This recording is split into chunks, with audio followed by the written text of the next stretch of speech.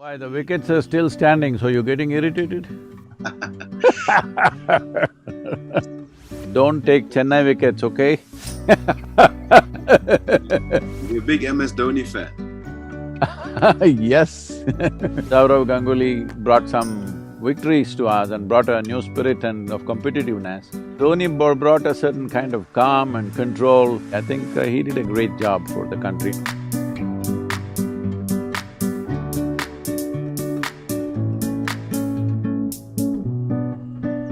I think you've mentioned it, and it's about learning about each other.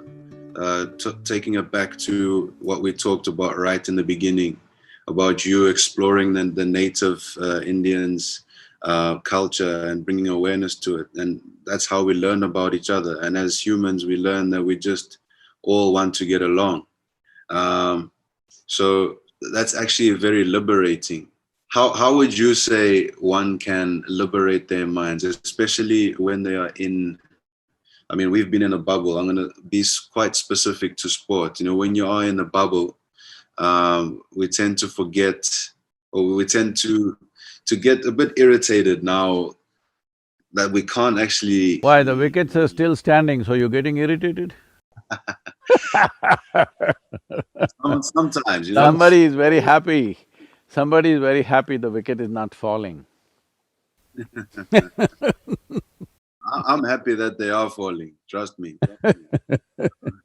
Sometimes when you're in your room, it can get a bit hectic, and that's the phrase that comes to my head, is liberating your mind from negative emotion. How would you say people can actually practice that? See, we must understand this. Right now, how do I liberate this tree? I'm saying I don't have to liberate it, I just have to nourish it, it will grow as tall as it can, all right? The same thing with you, you have to nourish this life. Nourishment for the body is one kind which people know what to eat, even that they don't know, that also we are teaching them what to eat, what not to eat, that's another matter. But generally, let's say people know what to eat. But nourishing the other dimensions of the human being, what does it mean? See, a human being, in human being's experience of life, just fulfilling survival process and reproductive process is not going to settle him. This is true with every other creature. If they get to eat well and they get to reproduce, they're fine. Beyond that, they are not aspiring for anything else. They are quite fine. They are not suffering insecurities of what I can be, what I cannot be. You know, a lion in Africa is not worried, will I become a good lion or will I become a house cat, what is my problem? He has no such problems, he just had to get food. If he eats well, he becomes a good lion, that's all. But that is not the case with the human being. When survival is in question, it's a big issue. Once it's taken care of, well, when stomach is empty, there's one problem. When stomach is full, there are 100 problems, all right? And more successful people become, they seem to multiply their problems. So what is it that is going wrong? What is going wrong is just this. We are thinking that this human being will settle for something little more. Wherever you are, you want little more. What, I heard that you got 23 wickets, huh? At the moment, yeah, I think so, yeah. So you want more wickets. Don't take Chennai wickets, okay? Too little.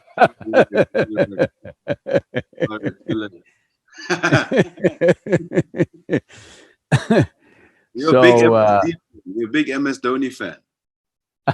Yes. I think he brought… I just met him, just saw him once on a golf course, I didn't really get to chat with him or anything, just met him and said hello, kind of thing. But I think he brought a new sense of life to Indian cricket, you know. Yeah, he's a Well, legend. Sourav Ganguly brought some victories to us and brought a new spirit and of competitiveness. But Dhoni brought a certain kind of calm and control and, you know, completely a different kind of atmosphere on the cricket field. a sense of bonding with everybody. I think he did a great job for the country, and now I think the youngsters have built upon that in a much better way. That's a great thing. Well, Anyway, actually, leaving… yes. You're going to get to cricket conversation now. On that point, I think I got your point though when it comes to nourishing yourself and being grateful for what you have. That when you do, you always want more and more and more. But when does it cap? Is that where you were at, or were you going to say more on that? In a way, let us say I will make you the king of this planet. Yeah. You're looking… come on, man, I won't make such a blunder. You'll knock down everything with your ball. So suppose you become the king of this planet, will you be fulfilled? No. Now, you're already looking up, you're looking at the moon, I can see that. You would want the moon also. If I give you the moon, will you settle? No, you'll want the other planets. If I give you the entire solar system, will you settle? No, you look at the galaxy. So there is something within a human being longing to expand. Yeah. So if you really look at it, you're not looking for more, you're looking for all. You want to expand limitlessly. Please see, if I make you king of one galaxy, will you not look at the other galaxies? You definitely will, isn't it? So there is something within a human being longing to expand limitlessly. When I say limitlessly, it wants to become boundless. But the world of physicality is a world of boundaries. Without a defined boundary, there is no physical existence. So now your longing to be boundless means unknowingly you're longing to be beyond your physical nature, but you are trying to settle it with little more money, little more wealth, little more shopping, little more this and that, but it will not settle that way. Somebody was telling me recently, I met someone in who's a big achiever in United States, and he was saying, I thought if I make money, if I build this big house and become famous, it'll settle, but it is not… the scratch is not settling the itch. It doesn't, because the longing is to expand limitlessly. So can you become limitless physically? In what sense? Like… No, can your physical body become limitless? Don't try that. No, physical has to have a boundary. Defined boundary is the basis of physicality. But there is a longing here which wants to become limitless. So this longing to become limitless means in some way you're longing to be something more than your physical nature, because your physical nature is an accumulated process, isn't it? You were not born like this. You were born like this, but you became this much, because this is an accumulation of food that we have eaten. What you call as mind is also an accumulation of impressions and experiences that we have gathered. So how much ever you accumulate, it will not become boundless. But there is something within you longing to be boundless. If this has to be settled, your experience of life has to go beyond your physical nature. When that happens, now we will apply the most corrupted word in the world, spiritual. Because everybody has distorted this word in so many different ways. Essentially, it means your experience of life has transcended the limitations of your physicality. Because physicality comes with limitations. Physicality comes with cyclical compulsions. Right now, you and me are fine. If you sit here for another 3-4 hours, we want to go to the bathroom, then we want to eat something, then we want to drink something. This is a cycle of compulsions. So, physical nature is like this only. So, there is something here which wants to go beyond all these cycles, that is called as the spiritual process. So, spirituality does not mean going to the temple, church or mosque. It is about turning inward and knowing that which we are. That which we gathered is one thing. See, what you gather is yours. But what you gather cannot be you, isn't it? It can belong to you, but it cannot be you. Right now, this is the fundamental mistake humanity is making. What we have gathered, we think it's me. The moment you make this mistake, it's endless problems. Whichever way, just see, tell me one thing that human beings are not suffering. If they're poor, they suffer their poverty. Make them rich, they suffer the taxes. If they're not educated, they suffer that. Put them to school, endless suffering. If they're not married, they suffer that. Get them married, don't tell me, all kinds of things will happen. You tell me one thing that they are not suffering. They are not suffering life, they are suffering the state of their own mind because they have not learnt how to discipline themselves between memory, experience and imagination. What happened 10 years ago, they still suffer. This means what? Are they suffering their memory or are they suffering life? They're just suffering their memory. What may happen day after tomorrow, they already suffer. This means they're suffering their imagination. These are the two faculties which set us apart from every other creature.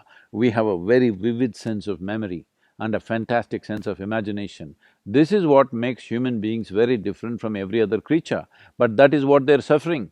Essentially, they're suffering evolution. So if one has to be liberated from this, in our education systems, there is nothing about how to handle this. They will teach you how to go to the moon. They will teach you how to extract protein out of an invisible bacteria, but they will not tell you how to handle these faculties that we have, because this is the most sophisticated machine that you have on this planet, but nobody has read the user's manual, that's the problem. Little bit of understanding, this mind is fine, this is the most fantastic thing you have. The greatest thing that you have here right now, in comparison to other creatures is, you have a mind, you have a cerebral capability that nobody else has. This is what human beings are suffering, their own cerebral development. If they had the brain of an earthworm, they would all be peaceful, isn't it? Okay.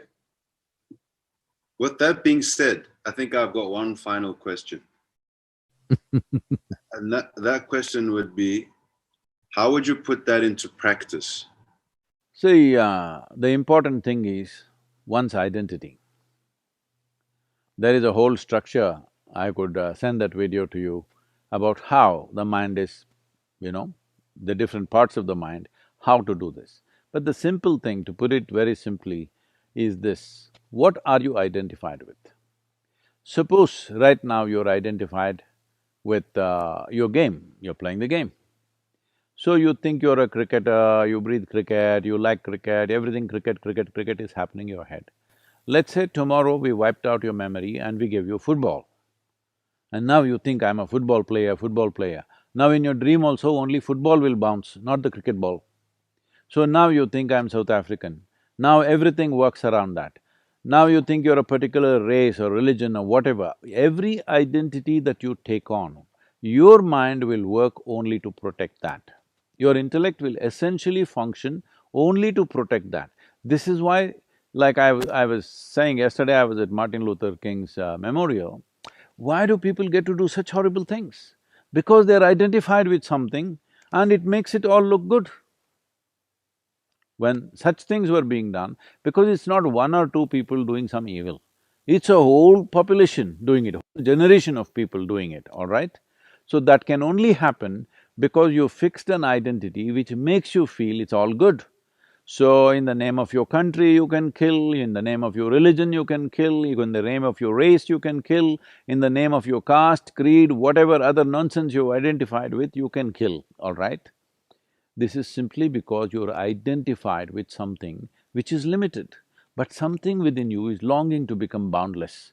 This needs a cosmic identity. A little bit of work, everybody can do this.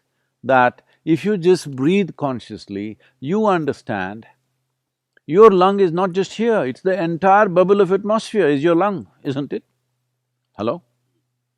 Little bit is in and out, push, it's happening, but tell me, isn't this a whole bubble of your breath all over? Right now, last 36 days I've been traveling all over the place. Where all I left my exhalation, is anybody calculating? Or where all I took my inhalations, anybody calculating? I'm saying at least identify with the world in which you live. Global identity.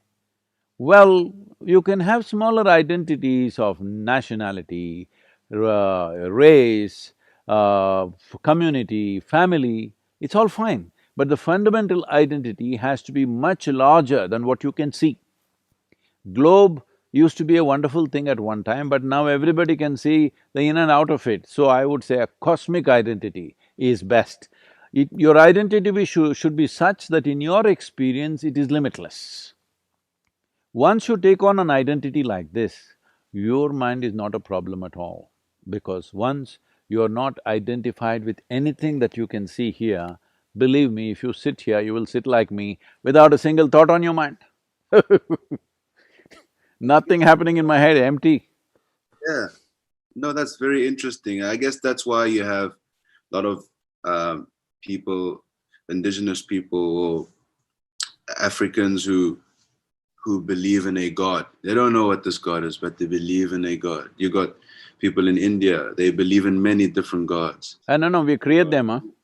We create them, huh? Yeah, and it's fascinating, and it touches on what you're saying. You have the Japanese culture, where they focus on, what you're saying is, if you attach yourself to an ego, you limit yourself. But then when you Now, who is this? Who is this Mr. Ego, KG? the ego is the mind, isn't it? No. See, Mr. Ego is a fall guy in everybody's life. When you're wonderful, you say, this is me. But when you do something nasty, you say, it's Mr. Ego. We must stop this, because within you there is only one person. You are an individual. That means you're not further divisible. This is very important. You do not divide yourself into my higher self, lower self, my ego, my super consciousness, all this. This is an individual. This is me. Sometimes I'm wonderful, sometimes I'm nasty, sometimes I'm fantastic, sometimes I'm horrible. If you see this, the horrible will go out of your life, if you see this is me. But it was Mr. Ego doing that, so you're never going to fix it. So don't create other guys, these are fall guys. If you bowl well, it's you. If you don't bowl well, it's you, all Yes. right? Fix that one thing, you will see you will bowl very well. Yes. Let's end on that. Chennai Super Kings go easy, huh? No, we've already played them twice, so we're done with Chennai Super Kings. Ah. I'm tired of Chennai winning. I'm tired of them winning. It's our turn now. It's our turn. All the best, KG, huh? You must play well, you're a young man, you've done very well. Great to see you from South Africa. I think at one time you guys had a great team and now it's a little down, but it's great to see that you're shining the way you're doing. And what speeds are you hitting, huh?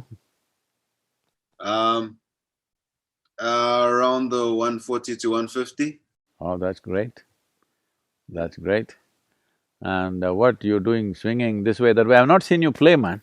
I should watch it. All the Yes. best for your game coming up. Thank you so much. No, thank you KG. for chatting. Thank I you. hope we will chat soon. Thank you. Yep.